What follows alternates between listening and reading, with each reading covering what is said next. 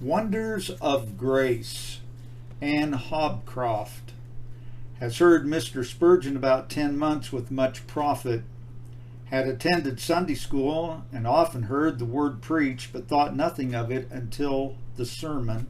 The bed is shorter than that a man can stretch himself on it, which awakened her to see her hopeless state. She found as a sinner she had no bed long enough to stretch herself upon, was deeply concerned about her soul, went home that night to pray, and was a long time under conviction before she found peace with God through Jesus Christ. It was during prayer God manifested himself unto her. Says Christ died to save just such sinners as she was. Ascribes the work to God the Spirit. An entire change. All things have become new. No theater now, no Sabbath breaking now. The people of God are her dearest companions. The house of God her sweetest resort. Is ridiculed by ungodly parents, but trusting alone in Christ, endureth with patience. Prays much for her parents. She says she could give up all for Jesus. Doctrinal knowledge good. Gave her a card. Signed, Mr. Rowe. Mrs. Emma Wiseman, a servant and a widow.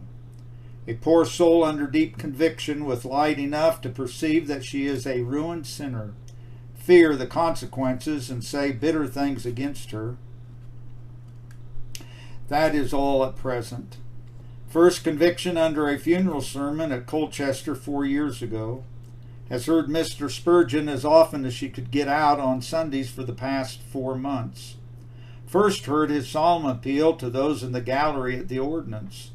Never felt peace, but thought the sermon on the prodigal son peculiar, adapted to her own case.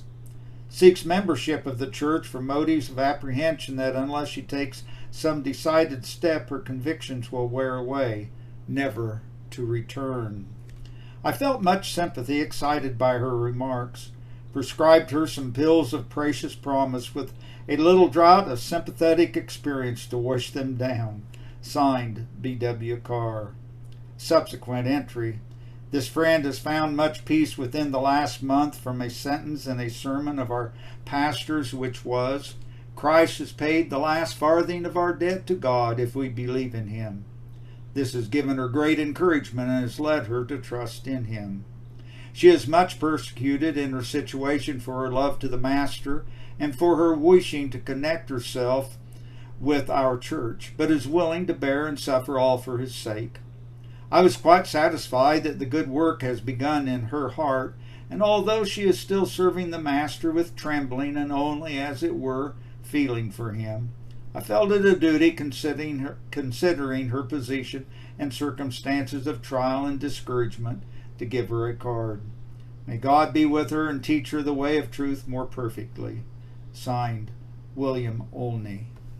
To God be the glory.